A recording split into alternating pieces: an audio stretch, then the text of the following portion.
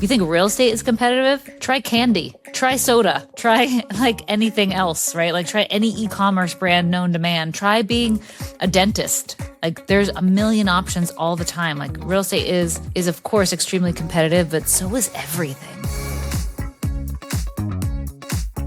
On this show, we're going to sit down and talk about the metamorphosis that happens when you become a leader. We'll share our biggest wins and our losses and interview other leaders to find out how they stay in charge without losing their minds. I'm Stephanie. And I'm Zach. Welcome to the Who's in Charge podcast. Welcome back, everybody, to the Who's in Charge podcast. And I'm excited to continue out this week. Last week, we were talking about AI, innovation, and sometimes you have to slow down to go fast. And I got thinking after that a little bit about what are some of the differentiators in the marketplace and what's going to shift with this. And we actually had a conversation a couple weeks ago with Mark from Loudmouse, right, about what needs to shift with your marketing. And I think AI is so great now that you can move fast. We talked about the importance of moving fast, but now everybody can start to move fast to market. It's quick to put up a website. It's quick to say, we buy houses, you and everybody else, right? So what are some of those things that can be differentiators? And I think to create a valuable business, long-lasting business, there's certain things that you have to slow down on to go fast. And what I mean by that is like branding beyond just marketing. So we have to market for leads today. I need a lead today. But I think the people fast forward, a year from now that are going to be most successful are going to be people that have started to probably already do this, but it's never too late. Today's the day to start laying your foundation for branding. What is your brand? Beyond just going out and getting a lead today, what is your brand? And I think brand and trust. Stephanie asked me last week, what's the human element? And we talked about trust. So now from an individual standpoint, let's talk about as a company, how do I build that brand? How do I build that trust factor? I see where you're going here. I feel like you're feeling a little tacky, a little tactical episode today. Let's get into it. Tacky tactical. Tacky tactical. Yeah, wonderful. Absolutely. And so, and I know I struggle with this. Like I want leads now, right? And if I'm going to go ahead and, focus on my brand, focus on SEO, it's not going to get me 100 leads this week, right? But I do think that it's going to be very important in being that differentiator to our success later. So you got to start spreading the wings a little bit. Once you start showing, you've talked about this before, you need proof of concept, right? You need to do a certain number of deals before you've got proof of concept. Once I have proof of concept, I need to start expanding out, and it's into some of this branding. I think what I'd like to kind of dive into is in general, like how marketing plays into revenue operations in general, because I think this is kind of a funnel discussion, right? Like how can I continue to differentiate and get really great incoming leads? Because everybody wants inbound leads. That's the gold standard, is getting inbound versus trying to like call cold prospects or text cold prospects. So how do I generate good inbound leads? And then how do I move them through the funnel to get to the revenue piece successfully? And I think the discussion on brand versus non-brand positioning kind of leads into this funnel discussion. And I, like we talked about last time, I like talking about the funnel because there's a direct line to revenue. And so we can sit and talk about big concepts, but if we can't draw a clear line to revenue, I think it's entertainment. So let's talk about brand positioning, but then I also want to talk about how that plays to pipeline coverage and pipeline velocity. Whoa. I like velocity. We want to be fast. So Tell me what you've learned thus far on non-brand versus brand. I feel like this used to be a bigger discussion, and now it seems to be the people that are operating at scale are talking more and more about brand from a internal culture perspective, but also from an external brand. So I think this is good. Let's dive in. What do you think?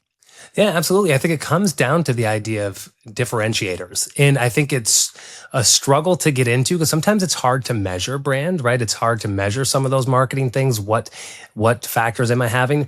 But from a velocity standpoint, it is critical. You need to put revenue in the pipeline, and it's not your quickest way to revenue. So therefore, it's not your quickest way to start. Why And isn't it so the quickest way to revenue? Why wouldn't it be? because it takes a while to build up brand reputation, right? To like, you know who Coca-Cola is, right? Because they've been around for 1,000 years. But if I created a new soda company today called Oh, what was the first thing that came to your mind there? Nope. Whoa, that a was lot of these are already filtered. taken, right? Like, so it's Pib, and then you're just rhyming with Pib and Fizz, and like, nope, I can't go the rhyming route. Anyways, if I've got a new, soda company called, Hula, like, why are you going to buy Hula, right? Like, it takes a little while before you develop those brand reputations, and that's why they wind up with, sponsors and those sort of things. So it's when you're building a brand and you're building that trust, you initially start with zero. So it's almost like it's quicker and easier to, we'll go like PPL in our world, right? Like I could do a PPL person and get leads literally this afternoon. I could sign a contract and agreement with them, at 10 o'clock in the morning. They could be sending me my first lead at noon. Like there's no way for me to do that really from a branding perspective. So you can start to kind of get the proof of concept that your business plan works, and then start to get a proof of concept that you can trust me. Like, look here, grab reviews and those sort of things at the end of like, here are the people that we've helped. And it's quicker to put those people in your pipe. Yeah, I can see that. Okay, so let's give like a really specific example of brand, because I think this is kind of where the conversation like this discussion started years and years ago, and that's with direct mail. So let's say I identify a list of people, of homeowners that I want to do business with, okay? I have the choice of either sending them a generic mail piece that does not have my company's name on it, or I can send them a really pretty branded customer name letter or postcard, right? And that was always a discussion is, do I send branded mail or unbranded mail? And people like would die on either hill. Right. No, I send this, we buy houses cash, blah, blah, blah. And like this kind of generic thing. Or people died in the hill like, no, I want it to have my company name on it because I want them to find my website. And the argument was, if you had your brand more present on a mail piece, that you couldn't influence the traffic direction as clearly as it would if you had this one piece where the only call to action would be to call the phone number. Right. So if like you send a piece that says, I buy houses cash, 1, 2, 3, call 1, 2, 3, 4, 5, 6, 7, 8, 9, 10, whatever it is, call the phone number, whatever, that traffic came from that mail piece was easy to measure. But if you sent a branded piece, Better Path Homes, wants to buy your house, here's a phone number to call, people would then go research that company. And like then find your website, and maybe they would opt in through your website, or maybe they would decide not to opt in because of your website or your reviews or your lack of reviews or whatever. Like then there was all these additional variables that would come into the decision and the call to action. People wouldn't always just call the phone number; they would do something secondary to that. And so the discussion, years ago was, what's the right decision? Do we want clean attribution with this is the only call to action, and then let us build a reputation together on the phone and with an appointment? Or do we give them the opportunity to research you? And I think to your point, because it's difficult to create a presence when you're first starting, directing people to a site that has no Better Business Bureau reviews, that has no Google reviews, that has no significant history is really hard to generate trust, right? Because you're like, well, I went to go research you, but I didn't find anything. And my argument to that is you have to start at some point. So like you start differentiating yourself in some way, like you actually have the opportunity to build trust before they get to know you if you have something to direct them to. And calling a phone number may not be what the homeowner wants to do first, right? So that's, I think, where some brand versus non-brand discussion can kind of come into play in a really specific example. And I think this is what's tough about marketing is it is very difficult. And there's a lot of different moving pieces to it. So, first thing that you've already kind of touched on is the idea of, do you want easy to measure or do you want effective, right? Like at the end of the day, it would be nice if I knew that you called this number and exactly where it came from, but it's honestly more important for me that like my overall, we had a marketing call today, what's my overall return on investment, return on ad spend all the way around? Like if they're coming through and I'm making money, that's the most important thing for me. And even this branding versus not branding, quite frankly, when it goes to the postcard, some of that is even just more marketing than it is branding. Because your first thing with postcards is attention. And what gets your attention actually is the surface level of branding, right? So maybe, I liked yours because you had the cute little logo. Or when we first started, we had, our picture, and it's like, oh, I'm going to pick up their postcard. I'm going to get their attention because it's a cute little couple. Or I like their logo versus somebody else's logo. But the reality is in a grand spectrum branding conversation, like that's only surface level, that you grabbed somebody's attention onto the postcard and which one is most likely to get their attention. So definitely poignant and worth talking about, right? The idea of like, do you send a branded versus non-branded postcard, and people can respond to different, but there's, that level of it's a cute brand, meaning logo. It's a cute brand as they're positioned as a couple, or they're positioned as the local guy that buys the house or whatever happens to be.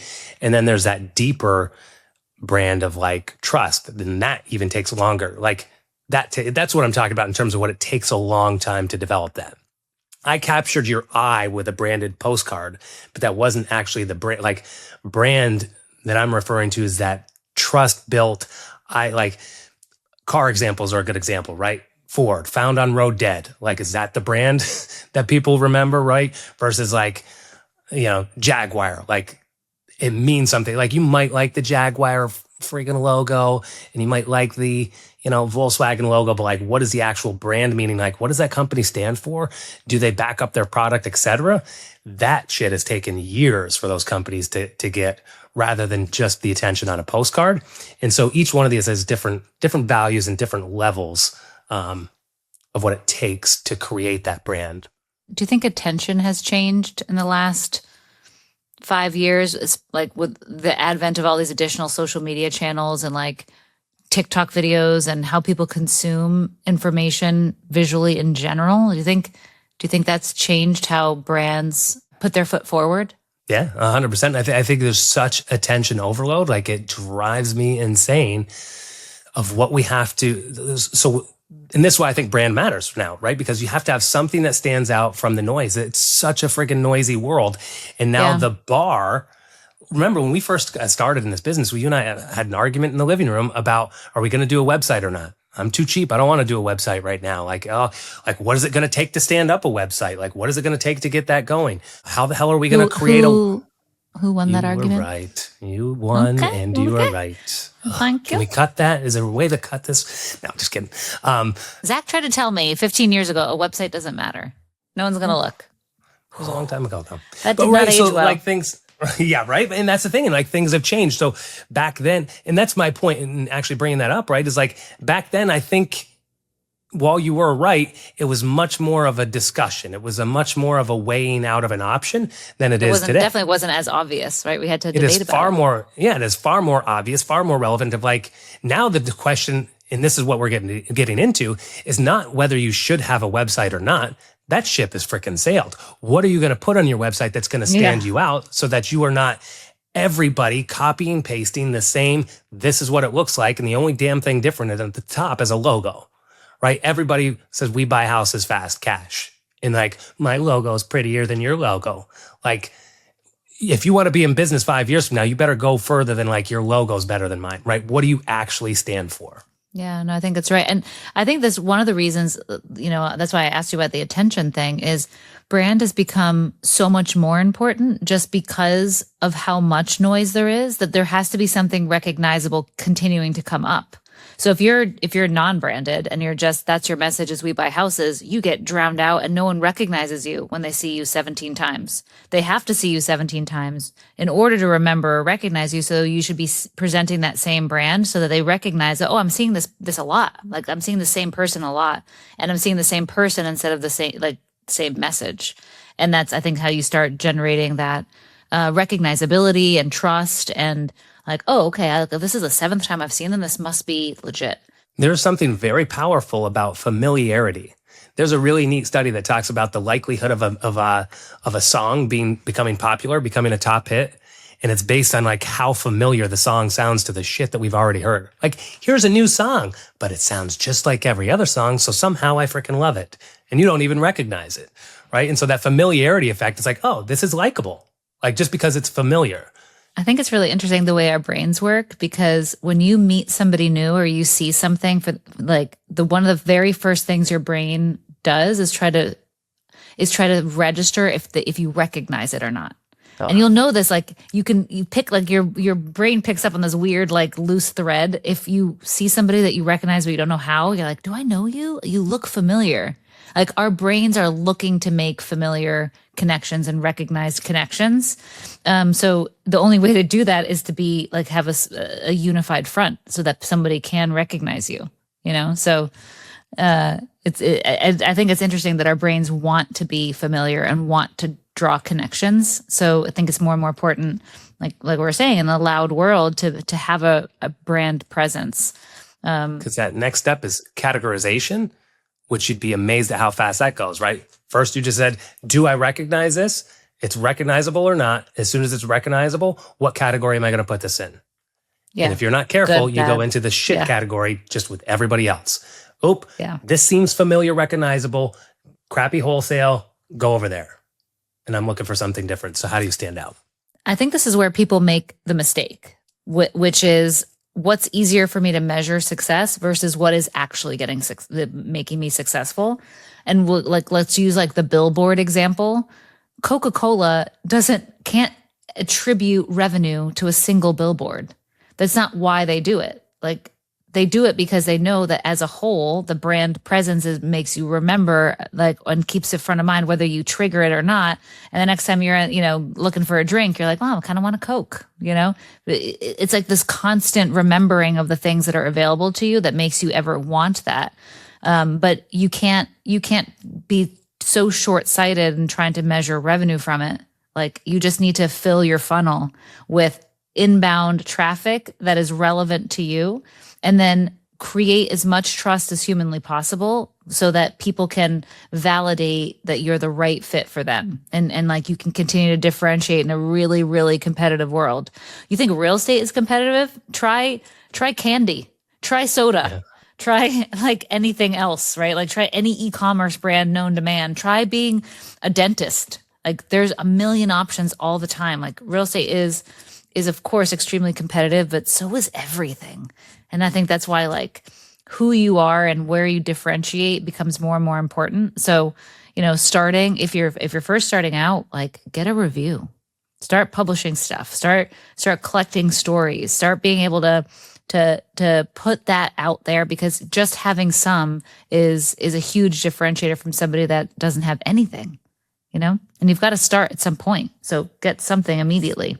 Yeah. And I think that's the biggest thing that I want to drive to the listeners right now is just the idea of, like, this is not an overnight success thing, but it doesn't mean that it's not important. Or fast. It can still be fast.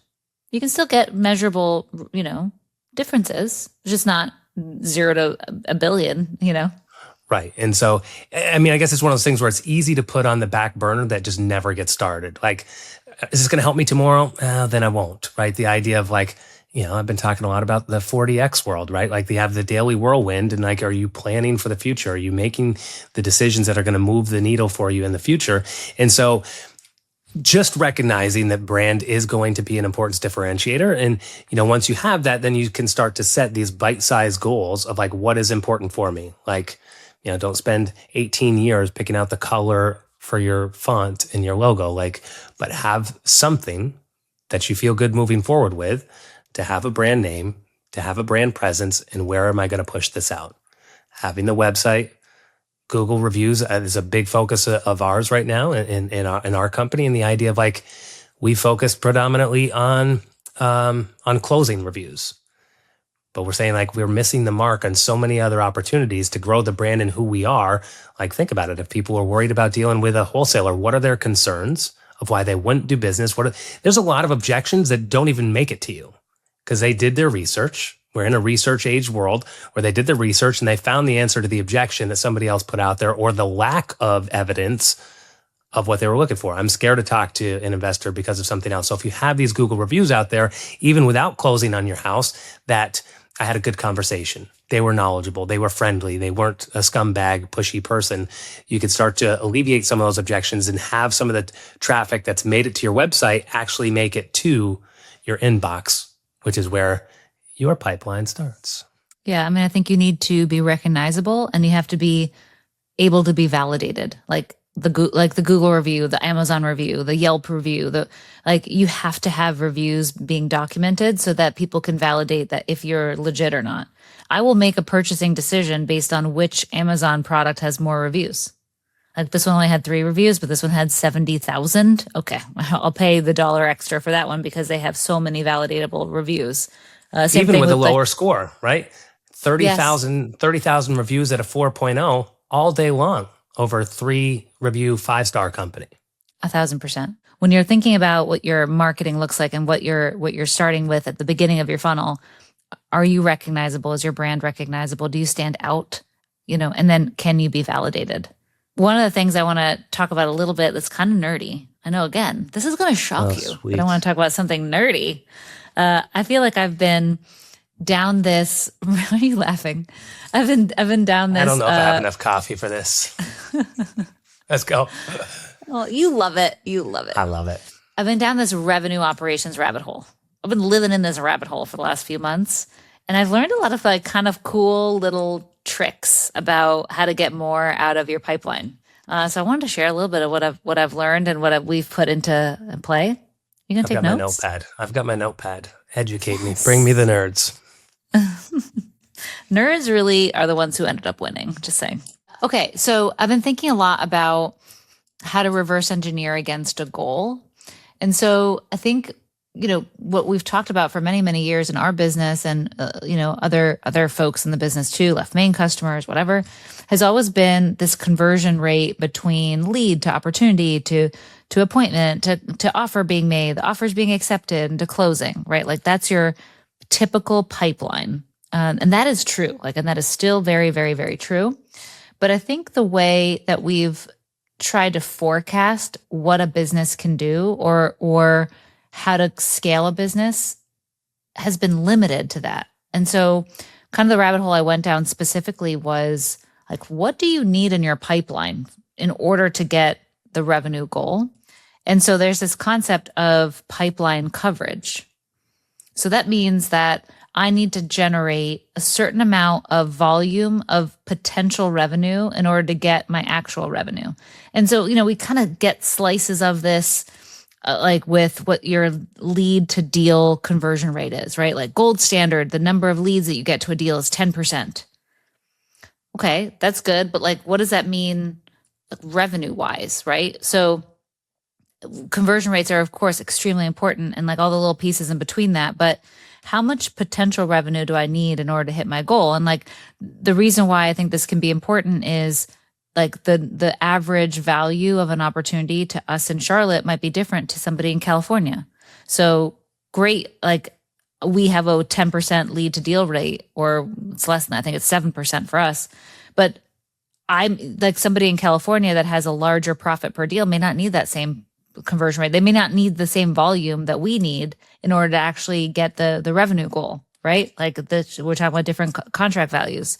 And we also have different close rates too. So what is happening in the middle of the funnel really affects what we need to load into the funnel in order to get a goal. So pipeline coverage, you need 1 divided by your closing percentage in active funnel. So just using kind of some generic numbers, if you close 20% of the opportunities that you open and you have, let's say you want to do $1 million worth of business in a quarter, that means every quarter you need to have $5 million of active open pipeline in order to close $1 million of it. You need 5 times the revenue. You need 5 times your pipeline coverage in opportunities that you need to close. And so I think this is an interesting concept that I've been playing with a little bit of this coverage model. So company-wide, seems for me like that's a little bit more obvious. Like, okay, we need 5 times as much. But I think where it gets really actionable is if you look at the pipeline coverage by your acquisition reps and your sales reps, because I think sometimes we hold them accountable almost too strictly to what we're actually generating in available pipeline to them. So if you take your overall company pipeline coverage, I think that's important. But when you look at it by your sales team, how much pipeline are they creating and managing at any given time? And do they, as an individual, have the proper coverage in order to be successful? So I think sometimes we get like really deep in the weeds, like, well, how many appointments did you go on? How many offers did you make? But we need to like almost zoom out a little bit too. Like, what is your book of business? What do you have available to yourself from like an opportunity standpoint? Are you continuing to build it and nurture it? Like, what's dead in your pipeline? Like, are you holding on to opportunities that are not even actually opportunities anymore? Like that have been in there I was for just going to 4 or say, 5 years? what would you consider an opportunity, right? So if I need 5 times that amount, is that 5 times the negotiations, short-term follow-up, long-term follow-up, all of it? What you got? Yeah, I think this is like where the miss is that we don't talk about, right? That's why I've been down this hole that I'm excited about. So an opportunity is a qualified lead that you want to do business with. Like, this is a house, this meets criteria for us to buy. I want to come out and meet you. You have the ability and the capacity and the desire to sell this house. That's an opportunity. And then true open opportunities are people that are like alive, meaning the opportunities that are alive, meaning they're not in long-term follow-up and they're not in this pending appointment stage. These are people who have an appointment that should be attended. These are people you're actively following up with that are like hot, like 30, 60-day follow-ups for our industry, and active negotiation with. That is your true open pipeline. And that's where I think the miss is because as a global company, we're looking at our entire book of business, and like that counts a lot of like old stuff and like truly like very cold opportunities. So once you segment that out and you like treat those different, like I'm not saying get rid of them, but like they aren't active open pipeline. You really can't make predictions based on that because they're super cold and they just need to be re-engaged. That's more of like a lead manager type role, I think. But like, what active open stuff does your acquisition rep or your sales rep have access to? I bet you it's less than you think. Yeah.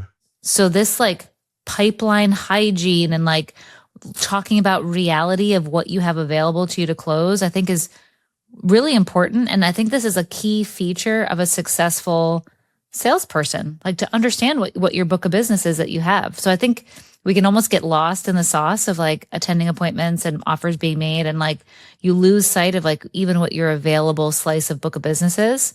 And we need to train our sales team to look at their book of business like that, like what's available. And then they become aware of what's real opportunity and what's not real opportunity. And then they can prioritize accordingly. And then we can supplement their efforts with people that can do the thing that they're really good at, which is like nurturing, re-engagement, blah, blah, blah. Like sales are just like active closers are just going to drop the ball there every day, like because they're going to be going after the things that you want them to go after, which is the hottest stuff that you should be negotiating with. So anyway, I think having this pipeline coverage understanding can really be an unlock between your sales team and your marketing team and like truly what you need and what you're producing. No, that's great. And I want to bring us back one step though in this, because when it comes down to math, the numbers matter. So we talked about having 5 times what you want in that pipeline. But are we talking 5 times of what I want for the year, 5 times what I want for the quarter, 5 times what I want for the month? What's that cash conversion cycle? It doesn't overly matter. So the way you figure it out is what your closing rate is of all the open opportunities that you created in a given time. So let's say you're trying to figure out a monthly goal. Look at all the opportunities that you created and then won in that month, or open opportunities that you created and won in a quarter. And that becomes like your pipeline coverage for whatever period of time that you're measuring. For us, it's mostly like quarterly, right? We have longer-ish sales cycles. Sometimes it takes a full quarter to go through a cycle. But you can do this with any segment. You just have to measure the same number of opportunities. So this is not maybe the number. I'm wrong. Okay, go ahead. As I say, maybe I'm wrong here, but let me think about this way. I want my rep to make $1 million, to bring in $1 million worth of revenue this year. So that's $250,000 a quarter. If I was to take 250,000 and say you close 20%, would it be 250 is what I want you to bring in this quarter? I'd like to see in your pipeline right now 5 times that, which I believe would be 1.25. Is that what he should have in his pipeline? No, because it's about the close rate first. So if you look at your close rate for a year, every opportunity that you created in a year, this is not offers that you've made. This is not your offer to deal conversion. This is just your open opportunity to close one deal, like contract signed. Of all the opportunities that you created in that given period of time, what percentage of them did you win? So if you won 20% of them, or if you won 5% of them, whatever. I just go with 20%. All right, 20%. So then that means that you need to have 5 times your coverage. If your close rate is 20% of your open ups. So it's 250,000 times 5. That's what you need to have open at any given time in order to hit your annual goal. I think that's what I just said. Somebody rewind the tape. All right. Is that what you said? Okay. Yeah. No, because you said 1.25 coverage, didn't you? Or were you talking about million? 1.25 is what you would need. Oh, I understand. I misunderstood you. I thought you said you needed a 1.25 coverage, but it's 1.25 million. 1.25 million. Yeah. So what is 1.25 million? Like, then you're like, all right, well, what is an opportunity worth on average to me? Like, let's just normalize on something conservative and say an opportunity is worth 15,000 to me. Like, now you can figure out how many opportunities I actually need to create every month or every year. And then you can, and then as your close rate adjusts, like, you can adjust. So I think it's kind of like looking at your business from the top down and then building up your conversion rates from the bottom up again. And I think both need to make sense. And I think the crux of it is understanding what active opportunity and like real live opportunity looks like, and being really specific about it so that you're working the things that have a chance to close in that period of time, and then that you're generating proper opportunities in that period of time. And if you don't know what the heck any of this is, just hook up your Claude to your left main account and just say, what should my pipeline coverage be?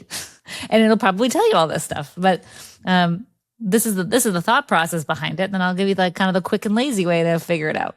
Yeah, no, I think that's really good, because we think about all the good work that we do in putting together quarterly meetings and like setting rocks and goals, and then getting to the end of the quarter and did I meet them or did I not? But not really understanding why, right? Why did I or why didn't I?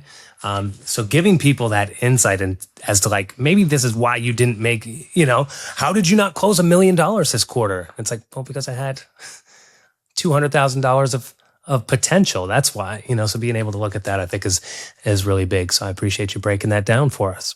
Well, I think another question that we get a lot is like, well, how many opportunities should an acquisition rep get?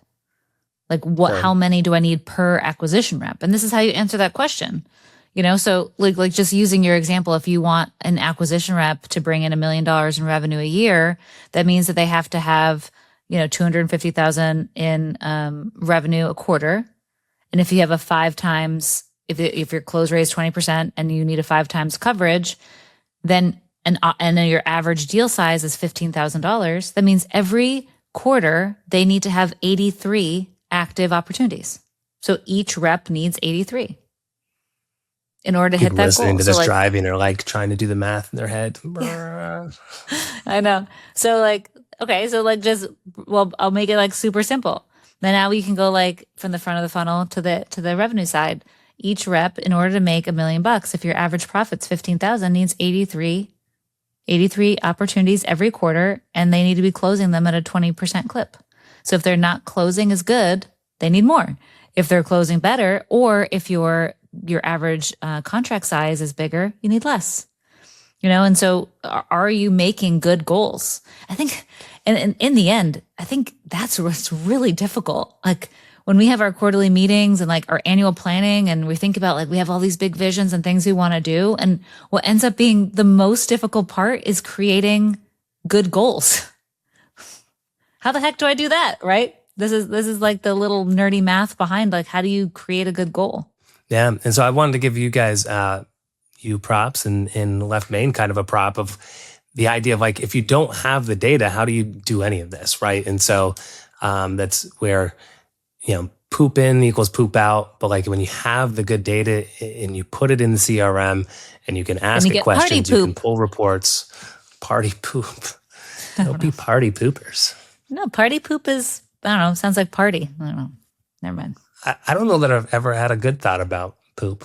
I don't know that it's ever come in with like celebratory poop.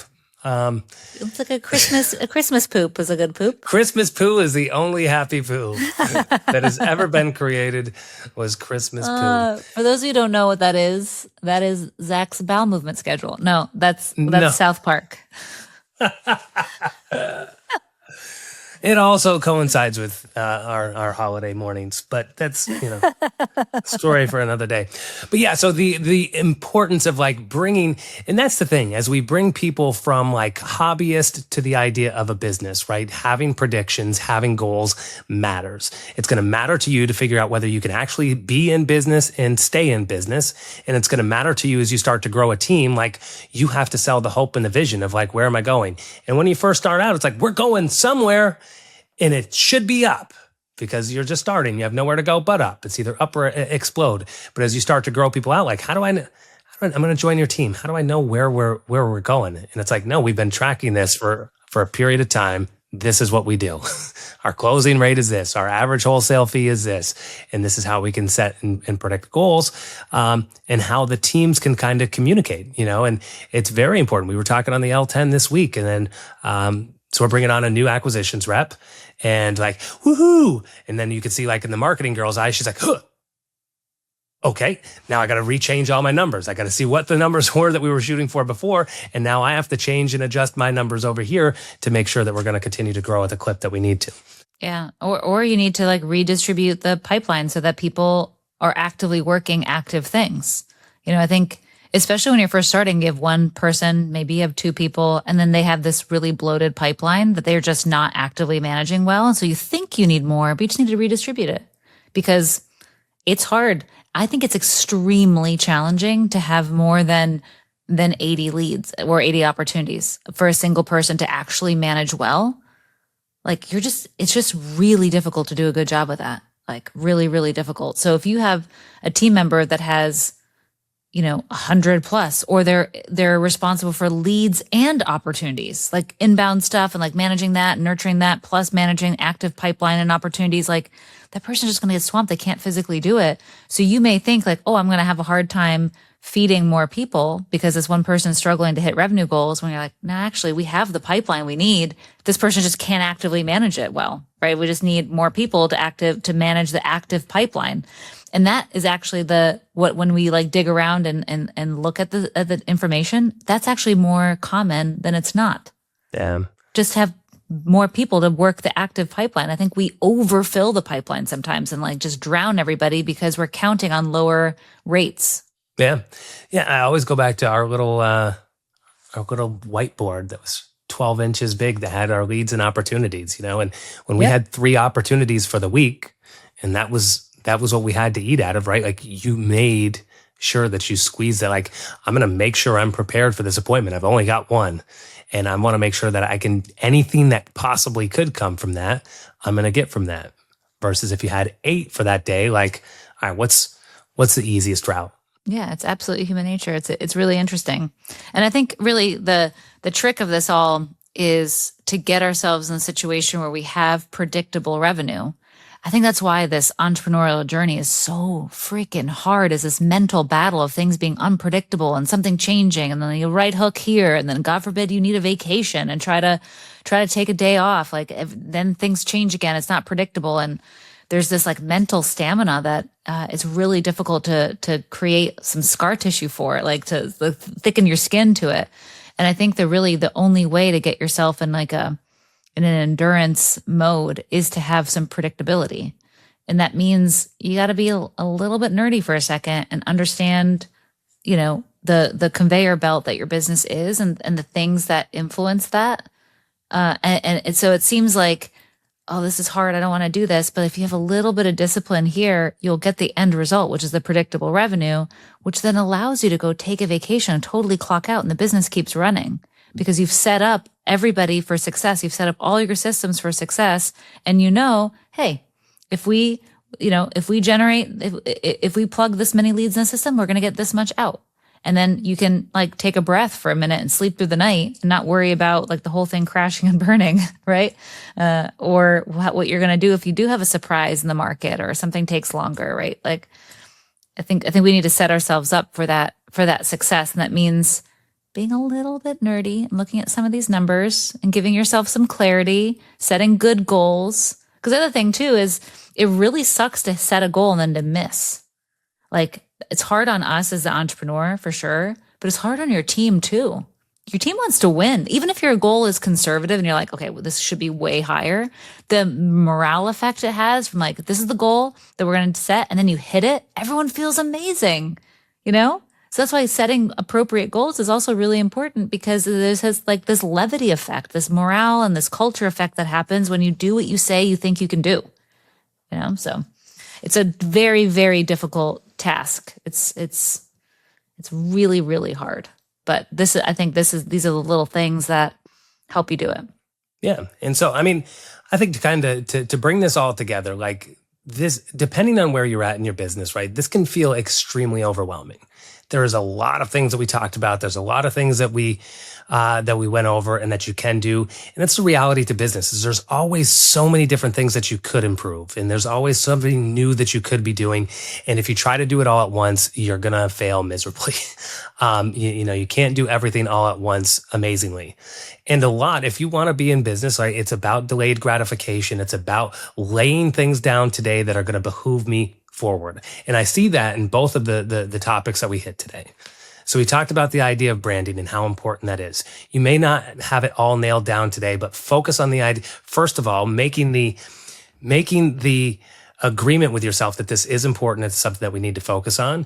And then setting these small things that you can, like, do you have a website yet? Right? Like, what is your 0 to 1 that you can actually start and take implementation on? And everybody's is going to be a little bit different.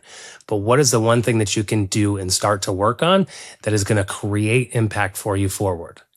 And then with all of these metrics, I'm constantly like, what metrics can I be focused on more, better, whatever. But if nothing else, if you have no idea what we're talking about, or no idea what KPIs or how I should be tracking them, et cetera, like that's your place to start. Like just putting data into a location, knowing what to track, the basic metrics. Maybe, I think we've already done an episode on it, but maybe we'll do another of like, what are the basic KPIs that I should be monitoring, and have a spot that you have that you could put them in. Left Main is a great resource for that, of the idea of like, all right, I want to be able to run these reports, but I don't have any of the data. Well, okay. Start putting the data is step one, so that you'll have something to look back on. And so don't allow the idea that, I'm not doing this yet. So it's too overwhelming. Like just start with recording the important data fact of what leads am I getting? What are they unqualified? How many of them are qualified?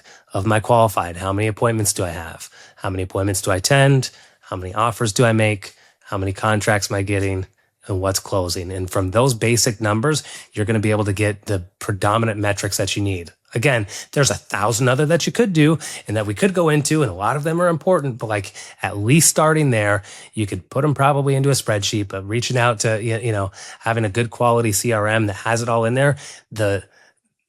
I remember the first time I started running reports and how happy that day was. I was like, this shit used to take me hours to try to formulate, like, let me prepare for a marketing meeting, and I would spend hours doing it versus like click and it's there for me.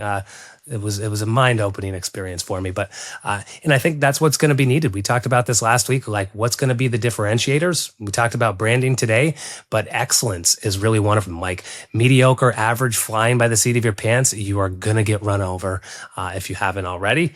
So, I mean, like think about that. Try to compete with us. We're going to crush you, right? Like because we're going to make the right decision faster. That's really what the name of the game is. For once you have the lead in your arms, like I'm going to make the right decision really quickly, and I'm going to use the tools to help me do that. And if you're spending time trying to gather data, trying to figure out what kind of decision you need to make, I've already made the decision and took action on it, And obviously, like you said, that doesn't happen overnight. But if you think about this as like your competitive edge, and getting to the action as quickly as possible and making the best decisions as quickly as possible, over time, you just win.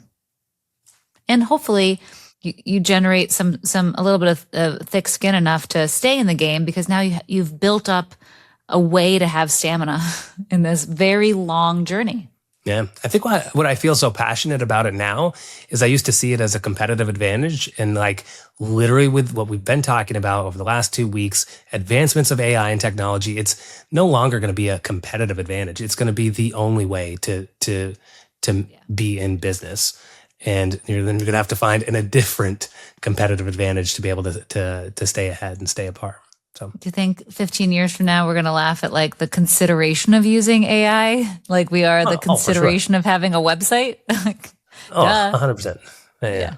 Again, I think the things that we talked about will apply to you at different times in your business. So hopefully you took away a couple nuggets that you can institute right away. And hopefully we got your brain thinking a little bit and some productive conversation, and way more to come. This is a really exciting time.